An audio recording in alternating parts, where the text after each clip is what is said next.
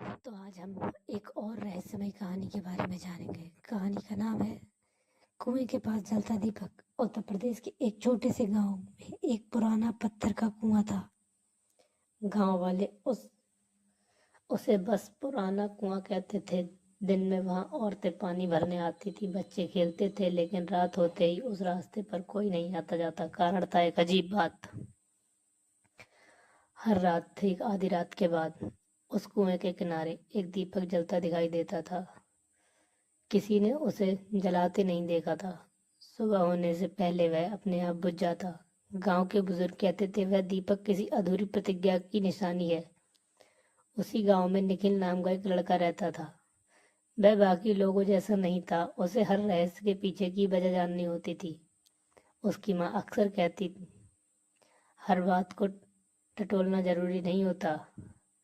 लेकिन निखिल हर बार मुस्कुरा देता।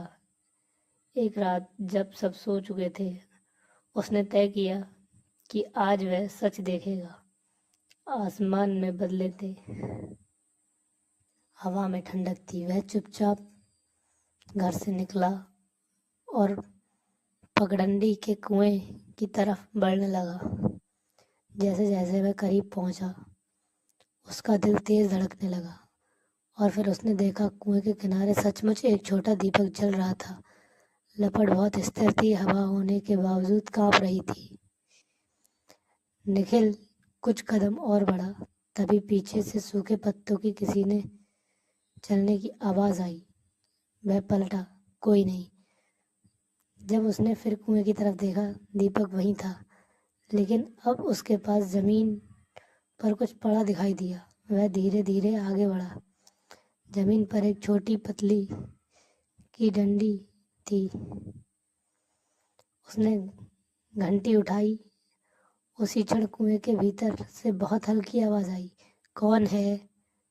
निखिल का गला सूख गया। उसने टॉर्च कुएं के भीतर डाली। नीचे सिर्फ काला अंधेरा था। वह भागा नहीं, कुछ देर वहीं खड़ा रहा, फिर धीरे धीरे घर लौट आया। उस रात उसे नींद नहीं आई। सुबह उसने घंटी अपनी दादी को दिखाई। दादी का चेहरा बदल गया। ये घंटी कहाँ मिली? पुराने कुएं के पास। दादी कुछ देर चुप रही, फिर बोली, यह घंटी उस मंदिर की है जो बरसों पहले टूट गया था। और कुएं का उससे क्या संबंध? दादी ने बहुत धीमी कहा, तेरे नाना कहते थे उस कुएं के नीचे एक रास्ता है। निखिल के भीतर फिर वही बेचैनी जाग गई। अगली रात वह अपने दोस्त अमन के साथ लेकर पहुंचा। दीपक फिर जल रहा था। इस बार दोनों कुएं के पास ध्यान से देखने लगे। कुएं की पत्थर की दीवार पर काई के नीचे कुछ उकेरा हुआ था। निखिल ने हाथ फेरकर काई हटाई। वहां एक छोटा सा चिन्ह बना था, एक शंख। उसी के नीचे एक गोल धातु का हिस्सा जोड़ा था। निखिल ने जेब से पीतल की घंटी निकाली। उसे जैसे ही उस गोले हिस्से से छुआया, पत्थरों के भीतर से भारी आवाज आई। कुएं के बगल की जमीन थोड़ा खिसक गई। नीचे सांकरी सीढ़ियां उतर रही थी। अमन पीछे हट गया। मुझे ये ठीक नहीं लग रहा है। लेकिन निखिल नीचे उतर गया। नीचे हवा ठंडी थी, मिट्टी की गंध बहुत तेज थी। कुछ सीढ़ियां बाद रास्ता एक छोटा कक्ष में खुला। बीच में पत्थर की वेदी थी और उसे पर एक दीपक जल रहा था, ठीक वैसे ही जैसे ऊपर कुएं के पास दिखाई देता है। ये कैसे? अमन की आवाज कांप रही थी। तभी कमरे की दीवार पर रोशनी पड़ी। वहां एक पुरानी तस्वीर टंगी थी। तस्वीर देखकर निखिल ठिठक गया। तस्वीर में उसने नाना देखे, उनके साथ दो और आदमी। नीचे फीके अक्षरों में लिखा था, प्रतिज्ञा की रक्षा करने वाले। निखिल ने बेदी के पास एक छोटी डायरी देखी। पहला पन्ना खोला। उसमें लिखा था, यदि यह पढ़ रहे हो तो समझो समय पूरा हो चुका है। यह उसके नाना ने लिखावट की। उसने आगे पढ़ा, इस कुएं के नीचे धन नहीं, एक सत्य छिपा है। इस गांव को बचाने के लिए 3 लोगों की प्रतिज्ञा की थी कि यहाँ जो रखा है उसे लालच से दूर रखा जाएगा। अचानक पीछे से कदमों की आवाज आई। दोनों मुड़े। सीढ़ियों के पास एक बूढ़ा आदमी खड़ा था, चेहरा थका हुआ, आंखें गहरी। कौन है? अमन फुसफुसाया।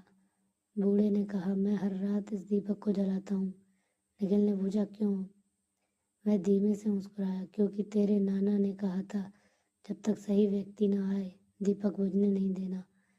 सही व्यक्ति? हाँ, उनका अपना खून। कमरे में कुछ पल सन्नाटा रहा। निखिल की उंगलियों डायरी पर कस गईं। यहाँ आखिरी क्या है? बूढ़े ने बेदी की ओर इशारा किया। उठाओ। निखिल ने धीरे से पत्थर का ढक्कन हटाया। अंदर एक कपड़े में लिपटकर छोटा सा डिब्बा रखा था। उसने खोला। अंदर सोना चांदी नहीं, सिर्फ एक पुराना पत्र। उसमें लिखा था, जिस दिन लोग डर से ऊपर उठकर सच चुनेंगे उसी दिन यह दीपक बुझ जाएगा। इस गांव की सबसे बड़ी रक्षा धन से नहीं, विश्वास से होती है। निखिल ने सर उठाया। उसकी आंखों में पहली बार डर नहीं था। तो इतने साल लोग बेकार डरते रहे। बूढ़ा बूढ़ा, डर कभी कभी सच को बचा भी लेता है। कुछ देर बाद वह आदमी दीपक के पास गया। उसने हाथ जोड़े, फिर बोला, अब मेरी ड्यूटी पूरी हुई। और उसने दीपक बुझा दिया। उसी क्षण ऊपर से हवा का तेज झोंका आया। निखिल और अमन भागकर बाहर निकले। आसमान साफ था। कुएं के पास पहली बार कोई दीपक नहीं जल रहा था। अगली सुबह गांव में खबर फैल गई। आधी रात के बाद पहली बार कुएं के पास अंधेरा था। निखिल ने किसी को पूरा सच नहीं बताया। उसने सिर्फ इतना कहा, कुछ राज डराने के लिए नहीं होते, सिर्फ समय आने तक संभाल कर रखने के लिए होते हैं।